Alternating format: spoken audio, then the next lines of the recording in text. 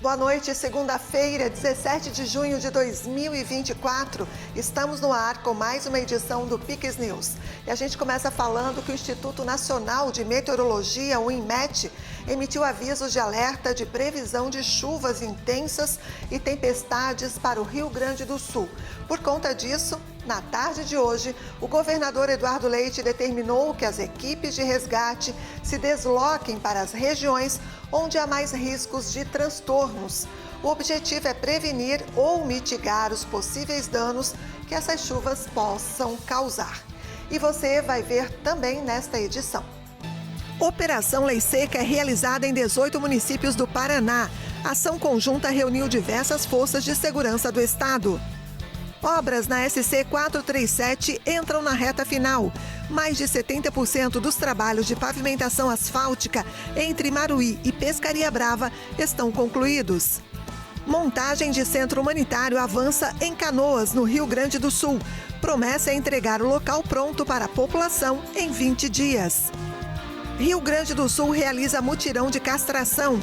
Animais vítimas das enchentes passam por procedimento gratuito. Marcha da Maconha reúne milhares em São Paulo. Manifestantes se opõem à PEC que criminaliza o porte, independente da quantidade. E você vai ver ainda. Florianópolis cedia Marcha para Jesus. Fé, louvor e devoção marcou evento que movimentou a capital catarinense. Essas e outras notícias a partir de agora no Pix News.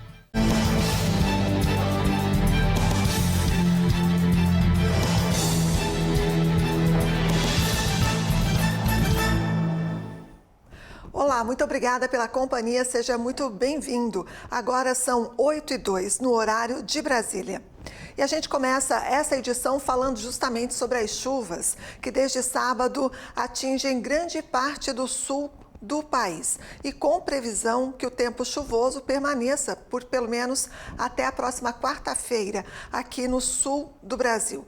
A Defesa Civil do Rio Grande do Sul emitiu aviso alertando sobre possíveis novos eventos extremos. E quem traz mais informações para a gente é o repórter Vinícius Pacheco. Olá, boa noite. As previsões do tempo alertam que a formação e deslocamento de duas frentes frias, combinadas com a circulação de vários ventos de camadas da atmosfera, devem resultar em fortes chuvas no Rio Grande do Sul. Diante desses cenários, o governo do estado determinou hoje à tarde o deslocamento de frota e equipes de resgate para atender, em caso de emergência, as regiões onde há maiores riscos de transtornos. As áreas que devem exigir maior atenção são os vales do Caí e do Taquari, com risco de novas enchentes, além da Serra e o litoral, com alerta para deslizamentos. Nesse primeiro momento, estão sendo mobilizados para atuar em operações de resgate 4 aeronaves, embarcações e agentes militares. Por enquanto são essas as informações. Eu volto contigo no estúdio, Andréia. Vinícius Pacheco para o Pix News. Muito obrigada, Vini. E ainda no Rio Grande do Sul, os trabalhos não param para acomodar quem ainda está fora de casa por consequência das enchentes de maio no estado. Em Canoas, iniciou a montagem dos espaços multiuso no Centro Humanitário de Acolhimento REFAP, que vai ter agora capacidade para receber cerca de 700 pessoas desabrigadas. Na última sexta-feira, começaram as montagens dos espaços multiusos do Centro Humanitário de Acolhimento, próximo à refinaria Alberto Pasqualini, em Canoas. O local terá unidades habitacionais cedidas pela Agência da ONU para Refugiados, com capacidade para receber cerca de 700 desabrigados. Com o financiamento do sistema FEComércio, a empresa contratada iniciou a disponibilização da infraestrutura de apoio às moradias. Hoje nós começamos a montagem, por assim dizer, das estruturas que vão fornecer os serviços complementares às casas de emergência para as pessoas que lá estarão abrigadas no Centro Humanitário de Acolhimento da REFAP em Canoas, que fica na Avenida Guilherme Michel. O projeto contempla unidades modulares externas para triagem, administração, serviços, canil e gatil, além de um centro de convivência. A previsão é que as estruturas estejam concluídas em 20 dias. A montagem das unidades habitacionais começou hoje com o apoio do Exército Brasileiro, enquanto a Prefeitura de Canoas providencia instalações hidrossanitárias e pontos de luz externos. O Exército Brasileiro vai começar a montagem das casas emergenciais no Centro Humanitário de Acolhimento de Canoas e, em Porto Alegre, recebimento desses materiais por parte do fornecedor contratado pelo Sistema S e FEComércio a partir de amanhã. E com isso, nos próximos dias, já vamos ter visualmente as estruturas ou prontas ou quase prontas para o recebimento das primeiras pessoas que lá irão residir por um período temporário. No Centro Humanitário do Centro Olímpico Municipal, o serviço de infraestrutura de drenagem e a montagem de outras estruturas devem começar na próxima semana. Em Porto Alegre, a construção do centro já cumpriu etapas de escavação, drenagem e implantação da rede elétrica.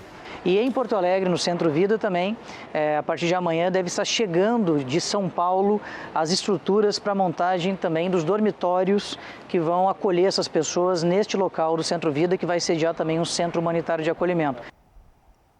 E o estado do Rio Grande do Sul realizou um mutirão de castração de animais vítimas das enchentes. A ação foi realizada no campus do Vale da Universidade Federal do Rio Grande do Sul, em Porto Alegre. A iniciativa faz parte do Plano de Ações de Resposta à Fauna, organizado pelo Gabinete de Coordenação, composto por membros do governo e da sociedade civil.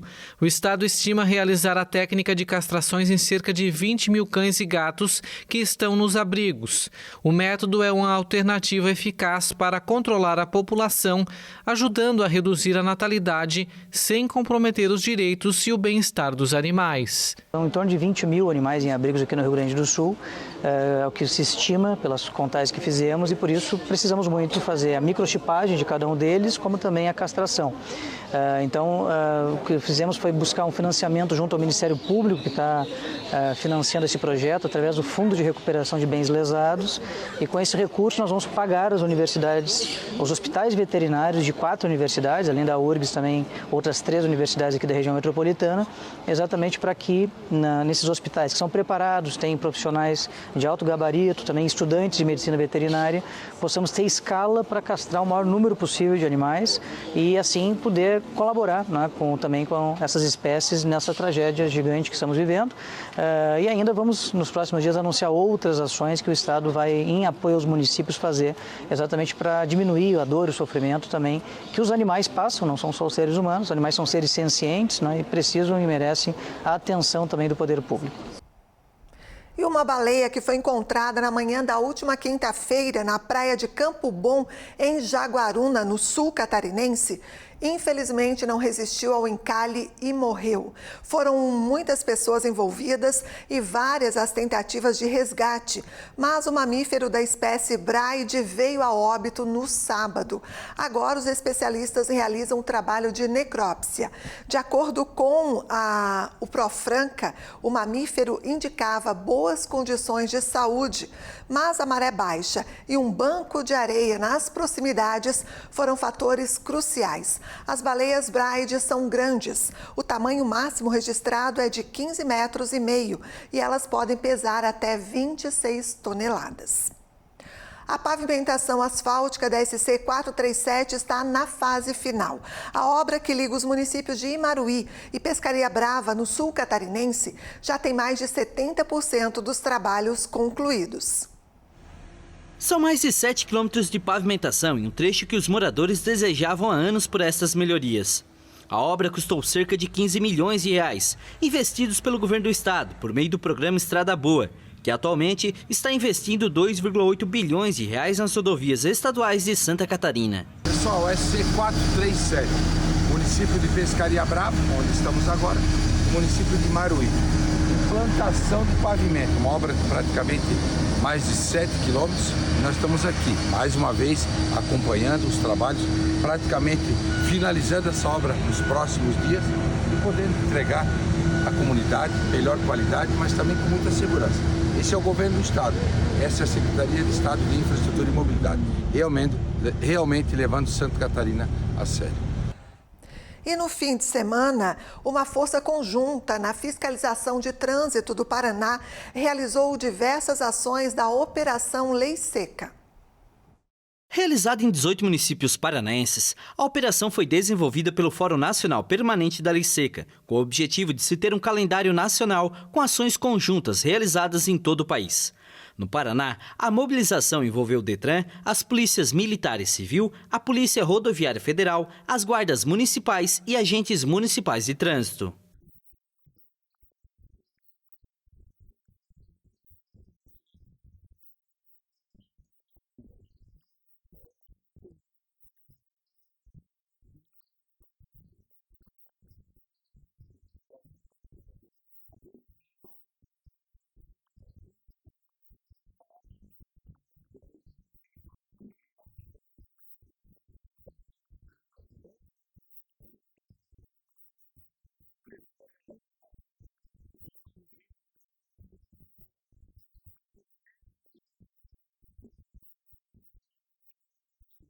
Segundo a Secretaria Nacional de Trânsito do Ministério dos Transportes, nos 15 anos de aplicação da Lei Seca, o Brasil catalogou mais de 1 milhão de infrações de condutores que dirigiam sob influência de álcool ou de qualquer outra substância psicoativa, uma média de 8 infrações por hora. Mais da metade delas ocorreram aos sábados e domingos, com um pico entre 11 horas da noite e meia-noite. A maioria dos motoristas autuados foram homens, com a média de idade de 42 anos e residentes nas capitais dos estados brasileiros.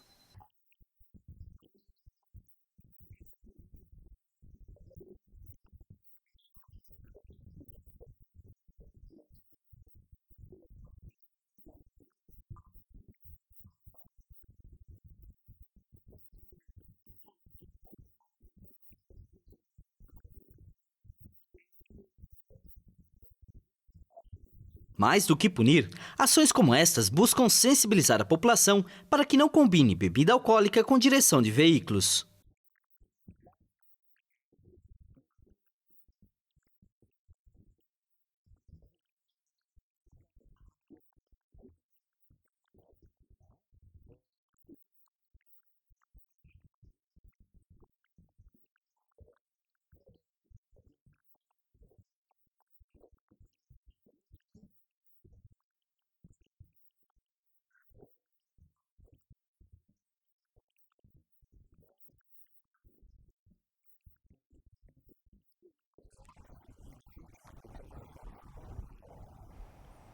E em Cascavel, no Paraná, a inauguração do Sesc Cascavel Hotel Fazenda destaca a importância do turismo para o desenvolvimento regional e fortalecimento da economia paranaense. O evento ocorreu na noite de sexta-feira na região oeste do estado. Quando se fala em turismo no Paraná, o estado oferece uma ampla variedade de opções, como turismo de natureza, negócios e outras atividades que influenciam na geração de emprego, movimentando a economia. De janeiro a abril de 2024, o turismo no Paraná cresceu 5,3%, conforme a pesquisa mensal de serviços do IBGE. Este crescimento posicionou o estado como o quarto maior aumento no setor, atrás de Bahia, Minas Gerais e Pernambuco. Esse hotel é um hotel que teve um investimento de 120 milhões de reais, né? Que vai ter uma função que é um hotel escola, né? Então vai preparar muita também mão de obra para atender outros setores do turismo do Paraná. O turismo do Paraná cresceu, segundo o Ministério do Turismo, ano passado, 27%. Fomos o estado que mais cresceu no turismo no Brasil. O crescimento do turismo influencia positivamente também o setor de serviços, o principal empregador formal do estado. Segundo dados do CAGED, de janeiro a abril de 2024, o setor de serviços no Paraná possui quase 1,4 milhão de empregos com carteira assinada, com cerca de 140 mil empregos ligados a serviços de alimentação e alojamentos. 65% do emprego no estado vem do setor de serviço e comércio. Então, para nós, Cascavel, pelo momento que passa tão positivo de crescimento econômico, crescimento empresarial, crescimento do nosso agronegócio com as cooperativas crescendo muito, a cidade se desenvolvendo, se transformando numa das cidades mais modernas do país, merecia um empreendimento desse que vai gerar emprego e automaticamente vai dar oportunidade de também qualificar a mão de obra para a nossa região e para o nosso estado. Nós temos 91 funcionários diretos contratados já trabalhando, tá?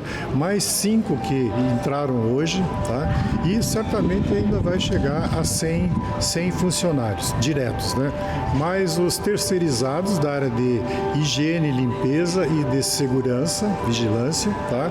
E mais fornecedores, prestadores de serviços, etc., que são empregos indiretos. A nova unidade hoteleira do SESC em Cascavel chega para ampliar a estrutura turística da região, que possui o 5º aeroporto mais movimentado do estado. Em 2023, chegou a registrar 180 mil embarques, de acordo com o boletim de dados turísticos da Secretaria de Turismo Estadual. Nós vamos atender aqui o Brasil inteiro. Então são 10, 12, 13 mil turistas que vão chegar em Cascavel, vão gastar no comércio de Cascavel, vão se alimentar, vão visitar os pontos interessantes de Cascavel. Esse é um turismo que o próprio SESC faz. O novo destino é ideal para quem busca conforto e sustentabilidade. Com uma área de preservação permanente de 170 mil metros quadrados, o hotel oferece um ambiente com 60 apartamentos e 10 chalés em diferentes categorias. A estadia inclui café da manhã, almoço e jantar, servidos no sistema de buffet livre, além de opções gastronômicas na cafeteria, bar e lanchonete. Vai comportar 208 pessoas, hóspedes, simultaneamente, né?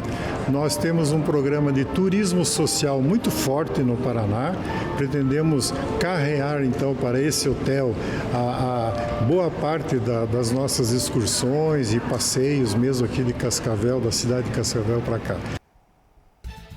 E agora nós vamos para um rápido intervalo comercial e, na sequência, você vai ver que Marcha da Maconha reuniu milhares de pessoas em São Paulo. Manifestantes se opõem à PEC que criminalizaria o porte da droga, independente da quantidade. E em Florianópolis, evangélicos se reúnem na fé, louvor e devoção em mais uma marcha para Jesus. Nós voltamos já já, não sai daí.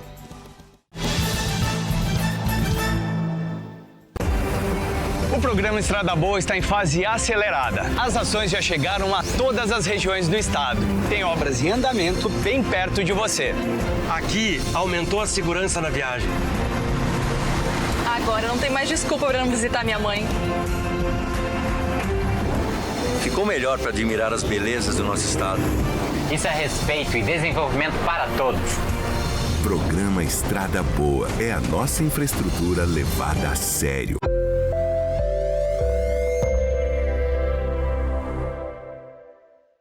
O Guins é especialista em vestir o seu lar com conforto, qualidade e tecnologia. Persianas motorizadas Unilux, cortinas sob medida e toldos que oferecem proteção visual e térmica, além de uma variedade de mobiliários, itens de casa e decoração. Visite-nos. A Viva Flor Garden Center é uma empresa especializada em plantas ornamentais, exóticas e frutíferas. Também temos serviço de paisagismo e execução, com uma equipe especializada para oferecer o melhor para o seu jardim. Venha nos conhecer. Eu trabalho para cuidar da segurança dos catarinenses. Faço parte da Segurança Pública de Santa Catarina. Uma força que atua em conjunto, unindo inteligência, tecnologia, equipamentos de última geração para proteger e cuidar de toda a população do estado. Saber que eu faço parte dessa força e que meu trabalho é importante para garantir a segurança dos catarinenses me orgulha todos os dias. Por isso, Santa Catarina é o estado mais seguro do Brasil. Estamos de volta agora, 8h21.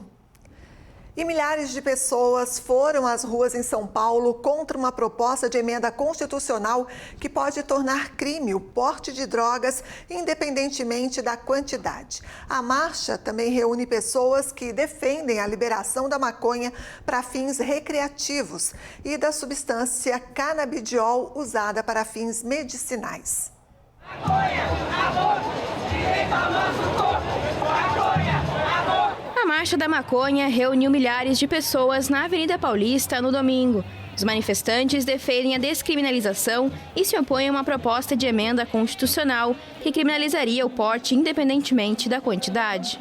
O dinheiro que é investido hoje na luta contra a maconha poderia ser usado para diversas outras coisas pelo Estado. A gente poderia investir em saúde, a gente poderia investir em educação. O protesto ocorre 2 meses depois que o Senado, de maioria conservadora, aprovou um projeto de lei que introduz na Constituição o crime de porte de drogas, independentemente da quantidade. A iniciativa, que a organização Human Rights Watch descreveu como um gravíssimo retrocesso, recebeu luz verde na semana passada de uma comissão da Câmara dos Deputados, um passo antes da votação em plenário. A medida legislativa é vista como um desafio ao Supremo Tribunal Federal, que avalia a descriminalização da cannabis para uso pessoal. Até a última votação, em março, 5 dos 11 juízes do Supremo Tribunal Federal eram a favor da descriminalização e bastaria mais um voto positivo para aprová-la. Também se discute no país o direito ao acesso ao ativo canabidiol, ou CBD, para o tratamento de doenças como a epilepsia. Muitos pacientes e entidades ainda têm que recorrer aos tribunais para obter o direito. E seria muito interessante a gente ter o acesso legalizado para poder ter a liberdade de plantar o próprio medicamento da minha filha e extrair o óleo com muita dedicação, muito amor, muita energia boa, que a gente sabe que faz diferença quando se trata de planta, para poder tratar ela da melhor forma possível.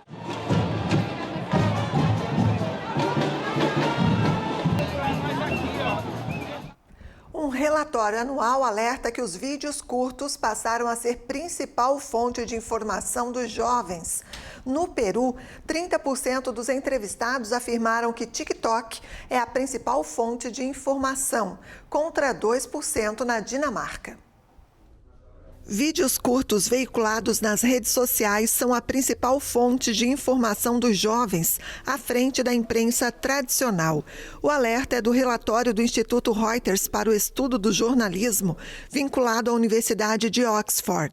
O texto afirma que os vídeos estão se tornando uma importante fonte de informação online, especialmente entre os mais jovens. E acrescenta que em certas áreas da Ásia, América Latina e África, as redes sociais são, de longe, a porta de entrada mais importante para as notícias. O relatório é baseado em pesquisas online realizadas pela empresa YouGov entre 95 mil pessoas em 47 países. Destaca-se o caso do Peru, onde 30% dos entrevistados afirmaram que o TikTok é a principal fonte de informação, contra 2% na Dinamarca.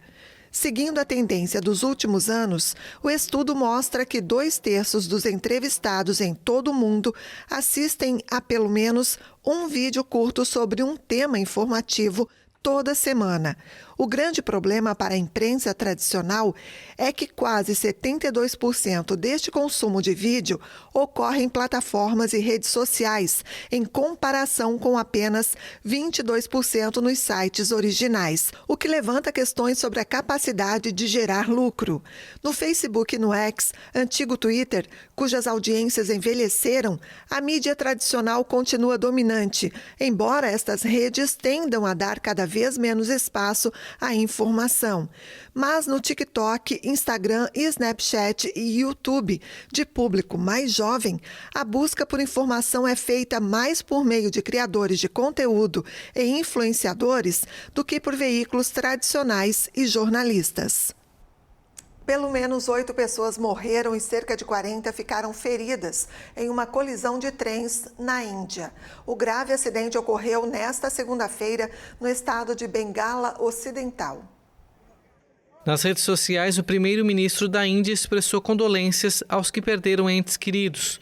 O governo local informou que médicos, ambulâncias e equipes de emergência foram enviados ao local para as tarefas de resgate, recuperação e atendimento médico.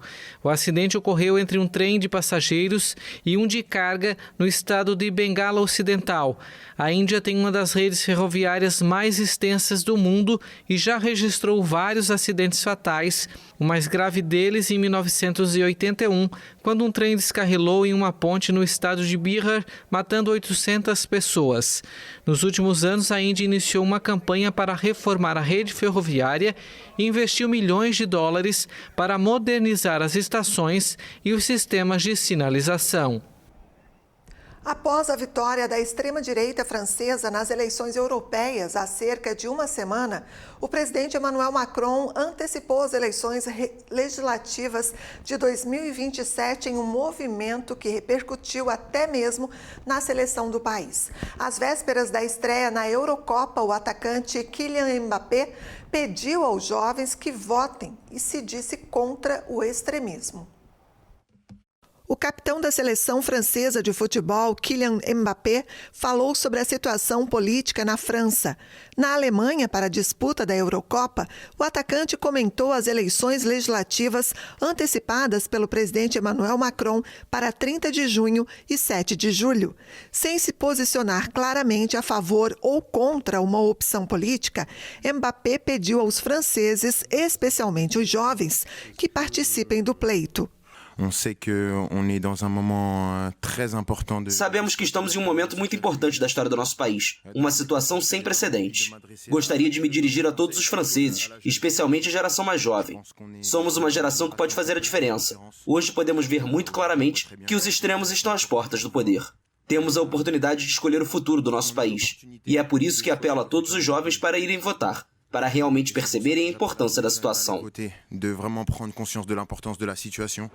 A França atravessa uma crise depois que Macron decidiu dissolver o parlamento e antecipar as eleições legislativas de 2027, após uma vitória da extrema-direita nas eleições europeias há uma semana. Mbappé, recém-contratado pelo Real Madrid, também disse ser contra os extremos que dividem. Kylian Mbappé é contra os extremos, ideias que dividem. Como disse, temos a oportunidade de escolher o futuro do nosso país, e essa é uma tarefa que deve ser insistida. Nos últimos dias, outros jogadores fizeram apelos pela participação nas eleições, mas no sábado, o atacante Marcus Thuram, da Inter, foi além ao pedir explicitamente a votação nas eleições legislativas contra o partido de extrema-direita Reunião Nacional, liderado por Marine Le Pen. Mbappé defendeu Thuram e disse que não foi muito longe ao expor publicamente as ideias políticas dele. A declaração de Thuram levou a Federação Francesa de Futebol a pedir neutralidade por parte dos jogadores e jornalistas para evitar qualquer forma de pressão e uso político da seleção francesa. As autoridades francesas fizeram nesta segunda-feira mais testes no Rio Sena para a abertura dos Jogos Olímpicos de Paris. Ensaios importantes no Sena. Cerca de 50 barcos que devem participar da abertura dos Jogos Olímpicos de Paris tomaram as águas do rio que cortam a capital francesa em um ensaio em escala real da cerimônia de 26 de julho.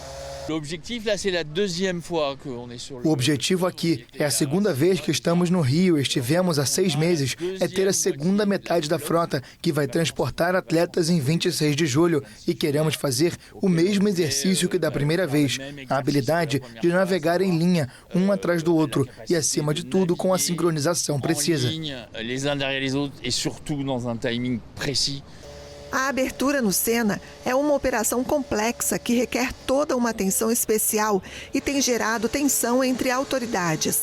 A primavera na capital francesa, com grandes chuvas nos últimos meses, provocou o adiamento de vários ensaios, mas as tréguas recentes possibilitaram os testes. Puisqu'on commence à voir qu'il y a pas mal de personnes en fait qui en réalité qui se sont massées sur les ponts. Estamos começando a ver que há muitas pessoas que se aglomeraram nas pontes e poucas nos cais para assistir a esse teste. Então, nesta manhã, protegemos o perímetro em volta da cerimônia. Não é exatamente a configuração que vamos ter no dia 26 de julho, mas nos permite chegar ao coração do tema. Estes são os 2 pontos que queria desenvolver. Tudo funcionou bem, mas vamos conversar com o organizador, com o prefeito regional, para esclarecer tudo. Mas como chefe de polícia que sou, estou muito satisfeito. Pour débriefer tout ça, mais le préfet de police que je suis est évidemment très satisfait. Em maio, a Associação Surfrider, que realizou análises próprias, concluiu que as taxas da bactéria E. coli continuavam acima das normas exigidas pela Federação Internacional de Natação. O triatlo também vai ser realizado no emblemático Rio Parisiense. As instituições públicas investiram o equivalente a quase 8 bilhões de reais para que a população possa tomar banho no Rio Sena em 2025.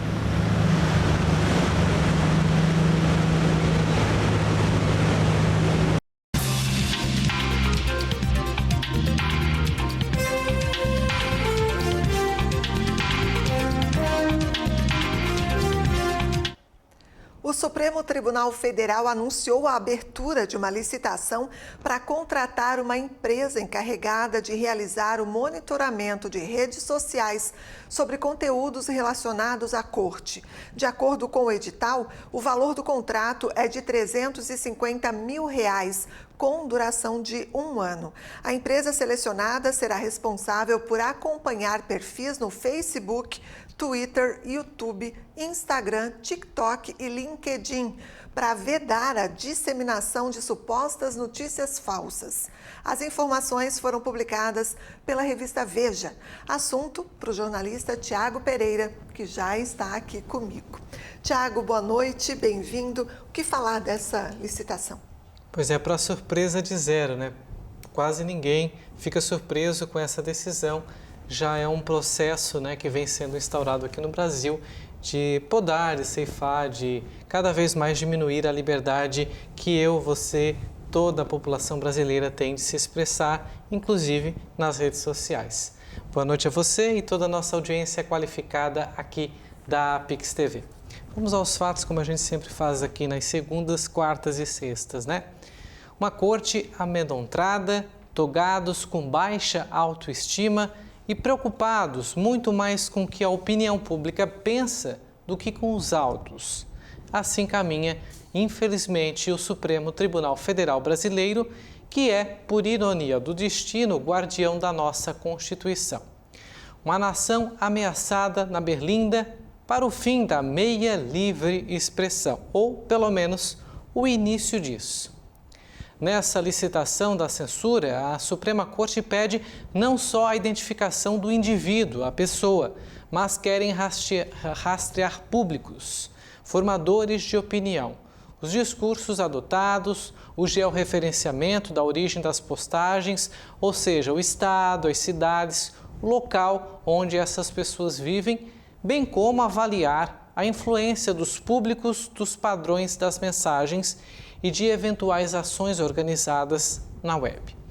Como se não bastasse, os ministros receberão relatórios diários, semanais e mensais sobre os assuntos pautados pela Corte e debatidos e disseminados por formadores de opinião. Ou seja, no português bem claro, né? Vamos ser aqui objetivos, eles querem saber o que vamos falar deles. Se os desagradar, tomem as consequências. Pensa que acabou? Não. O ofício ainda deve incluir uma análise mais detalhada, abrangente aí do impacto da mobilização em torno dessas questões relacionadas ao STF, como uma avaliação de como isso tem influenciado a opinião pública, além de fornecer dados precisos sobre a imagem da Corte no ambiente digital. A ferramenta deve impedir a disseminação de supostas ameaças aos ministros. Se necessário, os dados coletados poderão ser compartilhados com a Polícia Federal. O medo paira de um lado e do outro. Uns guardam a lei e a conhecem na ponta da língua, ou pelo menos eles deveriam. Outros, livres de se expressar, mas com essa liberdade, que já é meia, vamos ser sinceros, já lhe foi ceifada, está por um fio. Afinal, com qual segurança um jornalista, um influenciador, um político, um cidadão, você, terá de se manifestar contra uma decisão da Suprema Corte? Com a possibilidade de abertura de inquéritos abertos, investigados e julgados por um mesmo juiz, as chances já caem por terra. E como nós sabemos, são mínimas de serem favoráveis ao investigado. O peso é maior sobre quem investiga. E que provem o contrário, né? Porque o que a gente tem é aquele inquérito das fake news, o inquérito dos fins do mundo, é numa decisão monocrática, o Alexandre de Moraes julgando, né? Abrindo o inquérito, investigando, apurando os fatos, ele e a equipe dele, obviamente. Quando a gente fala o ministro, é a sua equipe, né? Eles têm uma equipe, cada um dos ministros. Sim. Depois avalia e, se necessário, vai a julgamento. No caso, ainda não foi, porque esse inquérito não foi fechado, ele continua aberto e sabe-se lá se essa não é uma possibilidade de mais pessoas integrarem esse inquérito, chamado aí popularmente de inquérito do fim do mundo, porque ele nunca acaba, né, com uma decisão que preocupa ainda mais a atuação de jornalistas, influenciadores, de políticos e da população brasileira como um todo, porque pode ter mais um mecanismo, né, de tantos que a gente já tem, de ser impedida de se manifestar, de falar da opinião nas redes sociais, principalmente as opiniões de temas que são debatidos lá, porque lá são debatidos temas muito complexos, temas que a gente não pode deixar, a gente não pode se furtar de dar a nossa opinião. Verdade. Muito obrigada, Tiago, e até a próxima. Boa noite, até quarta-feira com mais um assunto que estará repercutindo aí no cenário político nacional. É isso aí, eu sei que você é religioso e o nosso assunto agora é Marcha para Jesus, que ocorreu no fim de semana. A capital catarinense sediou no último sábado mais uma edição da Marcha para Jesus. Milhares de fiéis se reuniram na beira-mar continental. Considerada patrimônio cultural de natureza imaterial de Santa Catarina, a Marcha para Jesus reuniu milhares de pessoas em caminhada que começou no Parque de Coqueiros e terminou na beira-mar continental. O evento contou com apresentações gospel nacionais de Gabriela Rocha, Ministério Avivá e Isaías Saad. O governador Jorginho Melo marcou presença. A gente tem que estar hoje aqui para agradecer. E agradecer a Deus por tudo que Ele tem nos dado, pela proteção, pelo caminho que Ele tem nos dado. Então, eu estou muito feliz de estar aqui na companhia dele. O evento não promove apenas a espiritualidade, mas também a união e a paz entre os cidadãos. Os presentes no evento uniram-se em oração pedindo bênçãos para a cidade e para todos os participantes da marcha. Legal. E assim a gente encerra essa edição do Pix News. Muito obrigada pela sua companhia. Mais notícias no nosso site e também nas nossas redes sociais. Na sequência você fica com o Lost e a gente se encontra amanhã. Até lá. Pix TV é conteúdo todo dia.